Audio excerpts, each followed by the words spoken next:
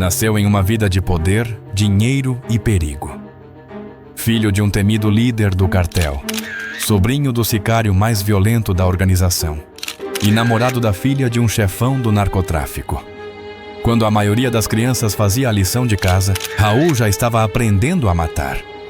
Chegava até a posar com orgulho para fotos segurando um rifle Barrett calibre 50, uma arma poderosa o suficiente para derrubar helicópteros. Como um adolescente passa das festas de luxo aos tiroteios com a polícia. Esta é a história de César Raul Meza Torres, conhecido como El Mini 6, o menino mimado que se tornou o sicário mais jovem do cartel de Sinaloa. E é uma história que você não vai esquecer. Para entender a tragédia de Raul Meza Torres, primeiro é preciso entender sua origem. Raul não nasceu simplesmente em uma família. Nasceu em uma dinastia criminosa no auge de seu poder. Sua chegada ao mundo em 1991, em Culiacán, Sinaloa, aconteceu justamente quando a organização começava a se consolidar como o maior império de drogas do hemisfério. Mas Raul não era um peão nesse tabuleiro. Ele era um príncipe herdeiro. Pelo lado paterno, sua figura de referência era absoluta. Seu pai, Raul Meza Ontiveros, conhecido como El M6, não era um sicário qualquer. Era uma peça-chave na estrutura de Ismael El Mayo Zambada. O M6 operava nas sombras, cuidando da logística e da segurança em zonas estratégicas como Montebello e as quintas residenciais de Culiacán.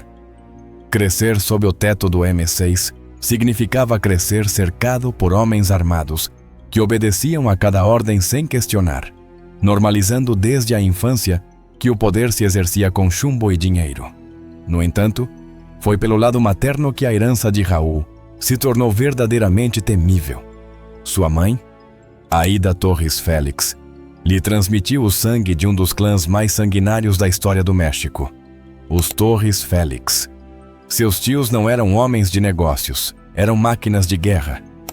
Seu tio Javier Torres, conhecido como El Jote, foi durante anos o braço direito operacional de Mayo Zambada, o homem que controlava as forças especiais do cartel até sua captura. Mas a figura mais sombria que pairava sobre o jovem Raul era seu outro tio, Manuel Torres Félix, o infame M1, ou El Ondeado. Manuel era conhecido por sua brutalidade extrema e instabilidade emocional. Um homem que preferia a guerra aberta à negociação. Ter o sangue do M1 correndo em suas veias significava que Raul tinha uma predisposição genética e cultural à violência extrema. Essa mistura de sobrenomes, Meza e Torres, o colocava no topo da pirâmide social do narcotráfico. Não era alguém que precisasse conquistar respeito desde baixo. O respeito lhe foi concedido no berço. Seu status de realeza se confirmava com as alianças de sua própria geração. Sua irmã, Adriana Meza Torres, não se casou com um desconhecido. Tornou-se a companheira sentimental de Ovidio Guzmán López, um dos filhos de Joaquim El Chapo Guzmán. Isso ligava a família de Raul diretamente a Los Chapitos, consolidando uma aliança entre as famílias fundadoras do cartel. Nesse contexto, o apelido de Raul não era apenas um codinome carinhoso, era uma profecia e um fardo. Chamavam-no de El Mini 6. Não Raul, nem um apelido próprio. Ele era a versão em miniatura de seu pai. Desde criança, impôs-se a expectativa de que deveria calçar as botas do M6. Não tinha a opção de ser arquiteto, médico ou engenheiro. Seu destino estava escrito em sua certidão de nascimento. Ele havia nascido para comandar, intimidar e, eventualmente, matar. Era o pintinho cantado nos corridos, criado com pólvora em vez de leite, destinado a continuar a guerra eterna de sua família. Para Raul Meza Torres, a infância não foi uma fase de jogos inocentes nem de descobertas inofensivas. Foi um campo de treinamento intensivo. Desde que teve consciência, sua bússola moral apontava para uma única figura. Seu pai, Raul Meza Ontiveros. Para qualquer criança, o pai é um herói. Mas para El Mini 6, seu pai era um deus caminhando entre os mortais com uma pistola na cintura. Ele não via um criminoso procurado pelas autoridades. Via poder, respeito e uma autoridade inquestionável. Sua maior aspiração não era ser astronauta ou jogador de futebol, mas tornar-se o espelho exato do homem que todos temiam. Essa idolatria se manifestou de forma perturbadora muito cedo. Aos 9 anos, uma idade em que a maioria das crianças está obcecada por videogames ou bicicletas, Raul já conhecia o peso frio do aço. As fotografias dessa época são um testemunho assustador de sua realidade. Ele aparece posando com orgulho, vestido com roupas de camuflagem feitas sob medida, segurando fuzis de assalto quase do seu tamanho. Não eram brinquedos de plástico, eram armas de guerra reais, capazes de tirar uma vida em uma fração de segundo. Enquanto outras crianças aprendiam a tabuada, Raul recebia uma pedagogia da violência, aprendendo a diferenciar calibres, a carregar cartuchos e a posar com a arrogância de um chefão consumado. Seu parquinho não era um parque, mas as casas de segurança e os ranchos fortificados do cartel. Cresceu imerso na cultura do narco júnior, cercado por um excesso material obsceno. Tinha acesso a tudo o que o dinheiro sujo podia comprar. Frotas de quadriciclos e veículos Razor para percorrer a serra, os telefones via satélite mais modernos e roupas de grife importadas. Vivia em uma bolha de impunidade onde os limites legais não existiam. Se queria algo, tinha. Se alguém o incomodava, seu sobrenome bastava para silenciá-lo. Mas, nesse mundo de opulência desmedida, o privilégio vinha com um preço muito alto: a liberdade. Raul nunca foi uma criança livre. Cada passo que dava era vigiado. A proteção constante de homens armados, os escoltas, não era apenas um símbolo de status, mas uma necessidade vital. Ele sabia, mesmo desde pequeno, que seu sobrenome o transformava em um alvo. Cresceu vendo rostos de inimigos nas sombras, entendendo que os luxos de que desfrutava eram pagos com sangue e que, fora de seu círculo de proteção, havia rivais esperando um erro para cobrar vingança.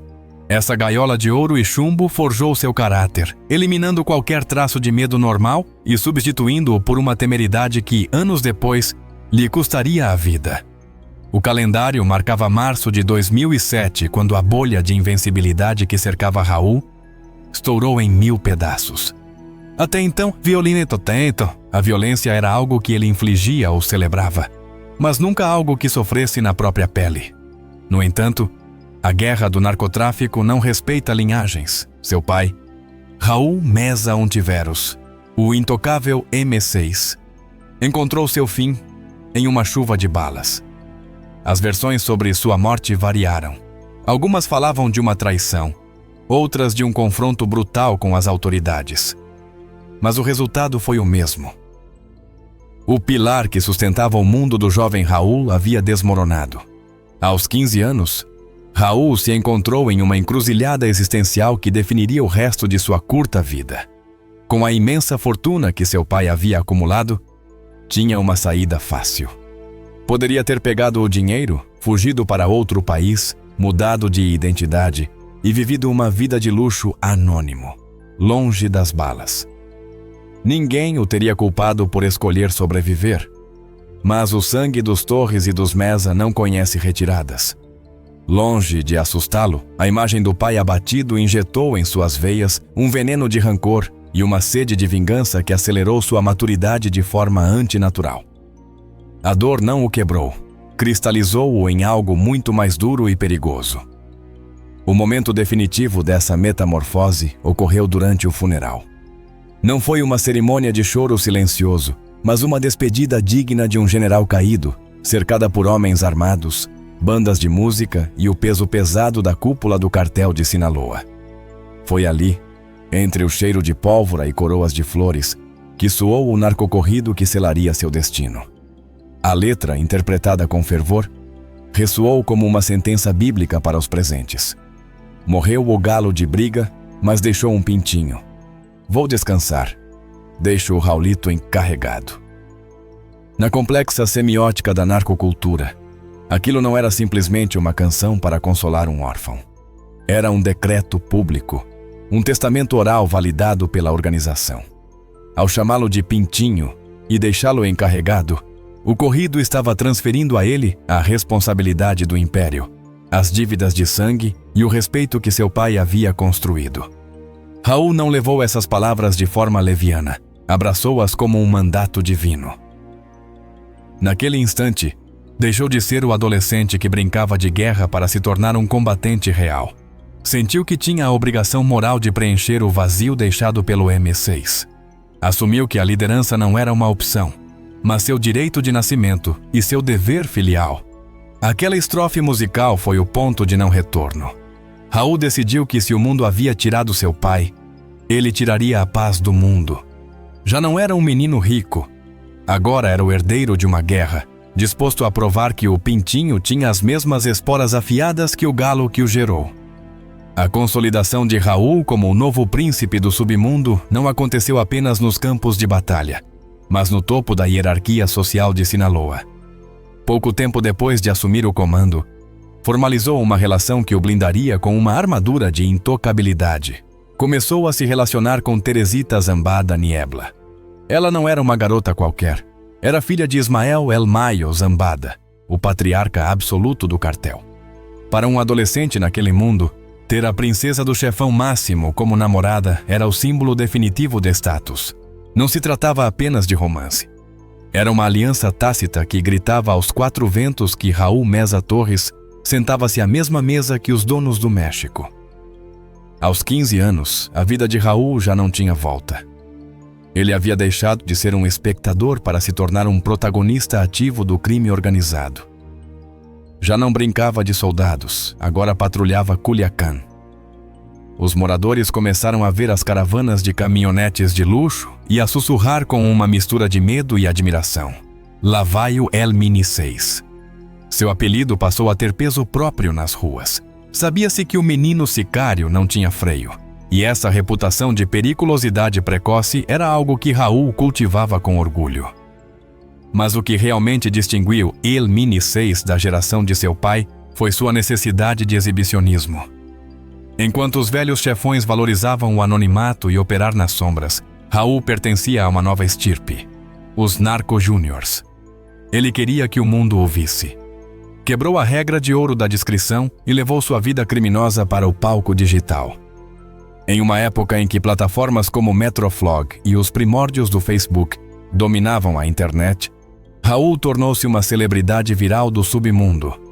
Seus perfis eram uma vitrine descarada de impunidade. Publicava fotografias que deixavam pouco à imaginação sobre sua ocupação.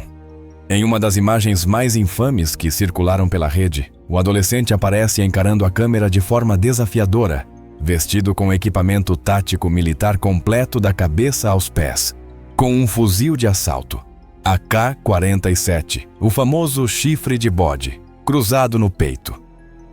Não havia máscaras, não havia medo de ser identificado. Em outras fotos, ostentava maços de dólares, carros esportivos modificados e armas banhadas a ouro com suas iniciais gravadas, tentando projetar uma imagem de poder ilimitado. O mais inquietante não eram apenas as fotos, mas a reação que elas provocavam. Raul tinha fãs. Centenas de jovens, deslumbrados pela narcocultura, enchiam suas sessões de comentários com elogios e validação. Escreviam mensagens de apoio, dizendo que ele era o chefe, que tinha coragem, e que um dia seria tão grande quanto, ou maior que, seu pai, o M6. Essa câmara de eco digital inflou seu ego a níveis perigosos. Cada curtida e cada comentário alimentavam sua crença de que era invencível, apagando a linha entre a fama da internet e a realidade letal das ruas. Raul se apaixonou por sua própria lenda, sem perceber que, ao se tornar tão visível, também se tornava um alvo fácil de rastrear. A fama, especialmente no mundo do crime, é uma moeda de dois lados. Enquanto Raul desfrutava da adulação na internet e do respeito nas ruas, sua alta visibilidade começou a atrair olhares indesejados. Em outubro de 2007, apenas 6 meses depois de ter enterrado o pai, a realidade do sistema judicial tentou, por um breve momento, frear sua carreira criminosa. Raul tinha apenas 15 anos, mas já circulava por Culiacán com a prepotência de um chefão veterano. ignorando que até mesmo em Sinaloa, às vezes, é preciso manter as aparências. O incidente ocorreu em plena luz do dia. Raul e 2 de seus amigos mais próximos decidiram sair para dar uma volta pela cidade. Um de seus acompanhantes não era um desconhecido. Tratava-se de Arley Pérez, um jovem que, assim como Raul, começava a despontar, mas no mundo da música, como cantor de narcocorridos. A cena parecia tirada de uma das canções de Arley. Um grupo de adolescentes patrulhando seu território, não em um carro compacto, mas em uma imponente SUV de luxo, totalmente blindada. O veículo era uma fortaleza sobre rodas, uma declaração de guerra ambulante, mas tinha um defeito fatal fruto da arrogância. Circulava sem placas de identificação. Esse detalhe não passou despercebido por uma viatura da Polícia de Trânsito Municipal. Ao mandarem o veículo parar, os agentes não sabiam com quem iriam se deparar. Quando o vidro blindado baixou, não viram empresários, mas 3 menores de idade com atitude desafiadora. A situação legal era insustentável. Dirigiam um veículo com blindagem de alto nível, sem permissões, sem placas. O mais crítico: Raul não conseguiu apresentar um único documento que comprovasse a propriedade da caminhonete. Tudo indicava que o veículo vinha de um clavo, ou casa de segurança do cartel, provavelmente roubado ou adquirido de forma ilícita. Em quaisquer circunstâncias normais, ou em qualquer outra cidade do mundo, isso teria significado o fim da liberdade para um menor. Raul e seus amigos foram detidos e levados às instalações da polícia. Foi a primeira vez que algemas tocaram seus pulsos. No entanto, o que deveria ter sido um choque de realidade transformou-se em uma demonstração obscena de poder. Em Sinaloa, as leis costumam se dobrar ao peso do dinheiro e dos sobrenomes. A engrenagem do cartel foi acionada imediatamente. Não se passaram horas, mas apenas instantes, até que os telefones começassem a tocar na delegacia. Advogados, intermediários e a influência do sobrenome Mesa Torres fizeram seu trabalho. Raul não pisou em um centro de detenção juvenil, nem enfrentou julgamento. Foi libertado quase imediatamente, saindo pela porta da frente com a mesma altivez com que havia entrado. Para El Mini 6, esse episódio não foi uma lição de humildade, mas exatamente o contrário. Foi a confirmação empírica de que ele era intocável. Aprendeu que a polícia podia detê-lo, sim, mas não podia mantê-lo preso. A mensagem foi clara e perigosa. Ele estava acima da autoridade. Voltou às ruas não com medo, mas com uma sensação de invencibilidade reforçada, convencido de que, com o respaldo da família e o dinheiro do cartel, podia agir como um rei sem coroa, blindado contra qualquer consequência. Se o incidente de 2007 foi um aviso, os 2 anos seguintes foram uma corrida acelerada rumo ao abismo. No verão de 2009, a sensação de invencibilidade de Raul havia se transformado em uma arrogância letal. Já não se contentava em portar armas ou intimidar civis, buscava ativamente a adrenalina do confronto. Na noite de 19 de junho de 2009, essa busca por emoções fortes cruzaria uma linha sem retorno. Era uma madrugada quente em Culiacán. Raul, agora com 17 anos, liderava seu grupo de amigos e escoltas em uma exibição de poder em plena via pública. Haviam tomado as ruas do bairro Las Quintas, uma área residencial abastada, transformando-as em sua pista de corrida particular. O rugido dos motores de suas caminhonetes e carros esportivos destruía a tranquilidade da noite. Não estavam apenas brincando de rachas, estavam marcando o território, dizendo à cidade que eles eram os donos do asfalto e do silêncio. Os moradores, cansados do barulho e do perigo, chamaram a polícia. Quando as viaturas chegaram ao local, os agentes esperavam encontrar um grupo de adolescentes bêbados que fugiriam ao ver as luzes vermelhas e azuis. Estavam gravemente enganados. Raul e sua equipe não viram a autoridade como uma ameaça, mas como um alvo. Em vez de pisar no acelerador para escapar, frearam bruscamente. A resposta não foi a fuga, foi a guerra. Dos veículos de luxo, uma Jeep Cherokee blindada e um Nissan de modelo recente, desceram vários jovens armados com fuzis de assalto. sem dizer uma palavra, abriram fogo contra os policiais. A rua residencial transformou-se em uma zona de combate em questão de segundos. O estalo contínuo dos AK-47 ecoava contra as fachadas das casas, enquanto os policiais, em desvantagem no poder de fogo, buscavam abrigo desesperadamente para reagir à agressão. Foi um ato de violência pura, nascido não da necessidade de defesa, mas da soberba de quem acredita que as balas lhe dão razão.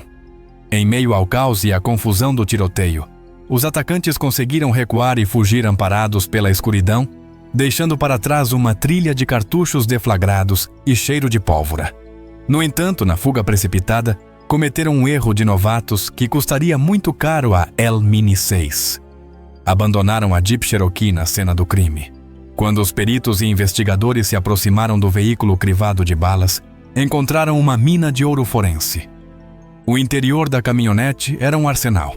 Carregadores municiados, equipamento tático e munição de grosso calibre espalhados pelos bancos. Mas a descoberta mais condenatória estava no porta-luvas. Os documentos de registro do veículo não estavam em nome de um laranja nem de uma empresa fantasma. Estavam em nome de Raul Meza Torres. Esse papel mudou tudo. A máscara do anonimato, que já era fina, caiu por completo. Raul deixou de ser o filho do M6, ou o influencer do Metroflog para as autoridades. Agora tinha um mandado de prisão formal por tentativa de homicídio e ataque à autoridade. Já não era um garoto brincando de gangster. Era um fugitivo federal. Seu nome e seu rosto migraram das redes sociais para os dossiês da inteligência militar como um alvo prioritário a ser neutralizado. No fim de 2009, o horizonte de Raul Meza Torres havia se expandido dramaticamente. Culiacán, com seu calor sufocante e vigilância constante, começava a ficar pequena demais. Além disso, após o tiroteio e a descoberta da caminhonete em seu nome, o solo de Sinaloa estava quente demais para ele.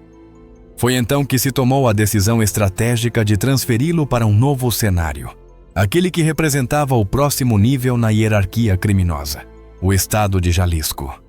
Esse movimento não foi um exílio, foi uma graduação. Raul não chegou a Guadalajara para se esconder em um porão, mas para ser recebido na corte de um dos homens mais poderosos do hemisfério. Ignacio Nacho Coronel Villarreal. Conhecido como o Rei do Cristal, Coronel não era um simples operador. Era um dos 3 pilares fundamentais do cartel de Sinaloa, ao lado do Chapo e do Mayo. Controlava a Praça do Ocidente com punho de ferro e uma sofisticação empresarial que o distinguia dos sicários comuns. O fato de El-Mini 6 ser acolhido sob a asa protetora de Nacho Coronel enviava uma mensagem contundente ao submundo. O rapaz estava sendo preparado para o trono. Nos círculos de inteligência comentava-se que Raul estava frequentando a Universidade do Narco. Enquanto seus contemporâneos na vida civil se preocupavam com vestibulares ou festas de formatura do ensino médio, Raul sentava-se a mesas de mogno em residências exclusivas de Zapopan, cercado por veteranos de guerra, contadores do crime e chefes de praça. A imagem era surreal e perturbadora. Um jovem que mal começava a se barbear, com a arrogância típica da adolescência, dividindo espaço com homens que passavam décadas driblando a DEA e o governo mexicano. Nessas reuniões de alto nível, Raul não era tratado como o filho de. Sua presença indicava que lhe estava sendo concedida a autoridade real. Ensinavam-lhe não apenas a atirar, isso ele já sabia, mas a comandar, a compreender a logística do tráfico, as alianças políticas e a administração do terror. Guadalajara ofereceu a Raul um novo tipo de liberdade.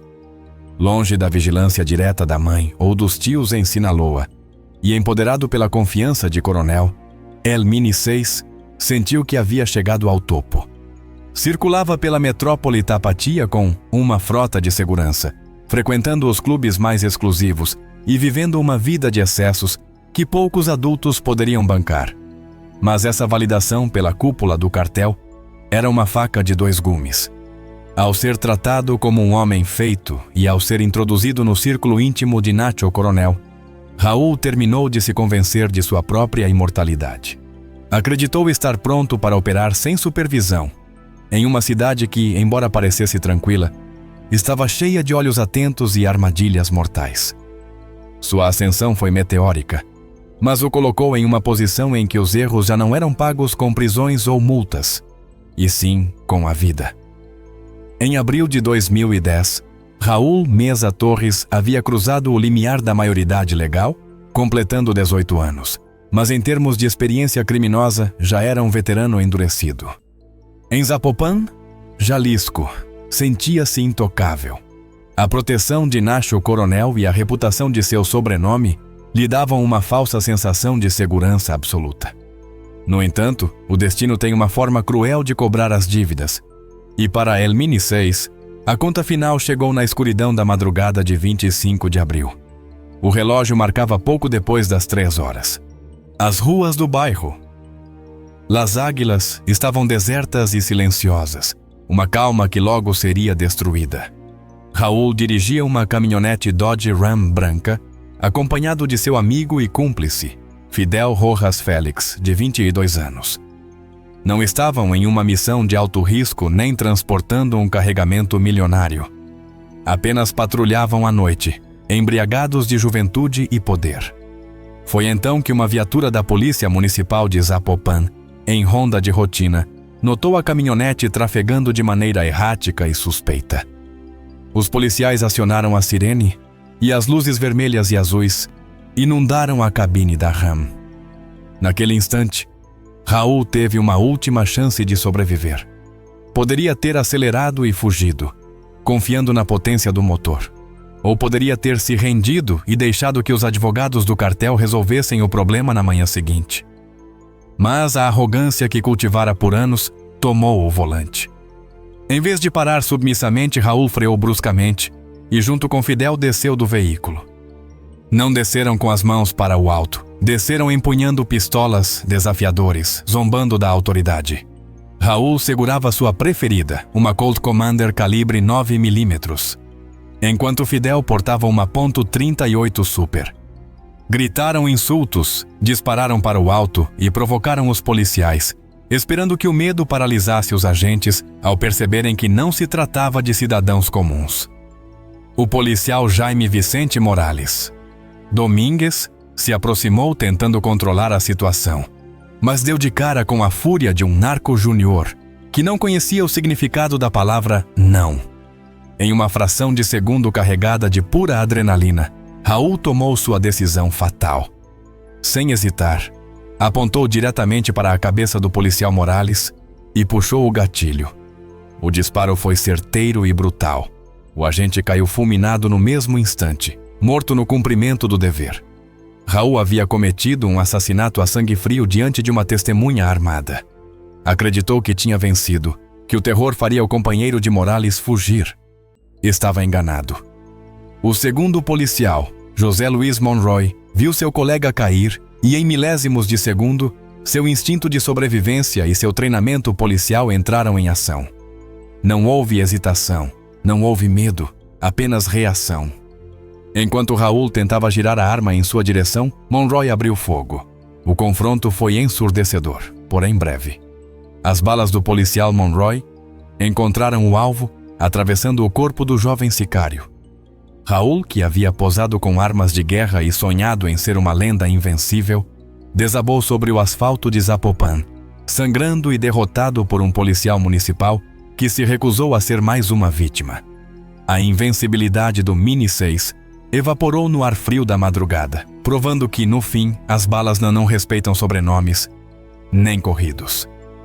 O som dos disparos foi substituído pelo uivo desesperado das sirenes, mas para Raul Meza Torres, o tempo havia se esgotado. Embora os serviços de emergência o tenham levado às pressas para um hospital particular, seus ferimentos eram catastróficos. Os médicos lutaram para estabilizá-lo, mas a violência do confronto foi definitiva. Às 13h40 da manhã, os monitores cardíacos anunciaram o fim. O menino de ouro, do cartel de Sinaloa, herdeiro de uma dinastia de sangue, havia morrido sobre uma maca fria, longe dos luxos que o cercaram por toda a vida. A notícia se espalhou como pólvora, cruzando fronteiras estaduais e digitais antes do amanhecer. Seu corpo foi rapidamente reclamado pela família e transferido de Jalisco para sua Culiacán natal, o epicentro de seu breve império. Seu funeral não foi o de um cidadão comum, foi uma cerimônia quase de estado dentro do mundo criminoso. 3 dias após sua morte, Raul foi velado sob um esquema de segurança impenetrável. Homens armados vigiavam o perímetro enquanto a elite do narcotráfico se reunia para se despedir do príncipe caído. Ele foi colocado em um luxuoso caixão prateado, último símbolo de ostentação que brilhava sob o sol de Sinaloa, enquanto a música de banda ecoava, tocando canções que narravam suas próprias façanhas. No entanto, a morte física de Raul marcou o nascimento de algo mais duradouro e perigoso: sua lenda. Na lógica distorcida da narcocultura, cair abatido em combate contra a polícia não é uma derrota, é uma validação. Quase imediatamente, rádios clandestinas e redes sociais foram inundadas por novos corridos. Cantores como Arley Pérez e grupos como Los Buchones de Culiacán imortalizaram sua imagem não como a de um criminoso imprudente, mas como a de um guerreiro valente. Suas fotos com o rifle Barrett e o AK-47 tornaram-se iconografia sagrada para uma geração de jovens que aspiravam a imitar seu estilo de vida. Raul Elmini VI. Mesa Torres viveu em velocidade vertiginosa e colidiu com a realidade aos 18 anos. Nascido no privilégio absoluto, morreu em uma rua escura tentando provar algo a si mesmo diante de policiais municipais. Sua história é a tragédia moderna do narcotráfico. Em um dia, era o rei das redes sociais, exibindo sorrisos e armas.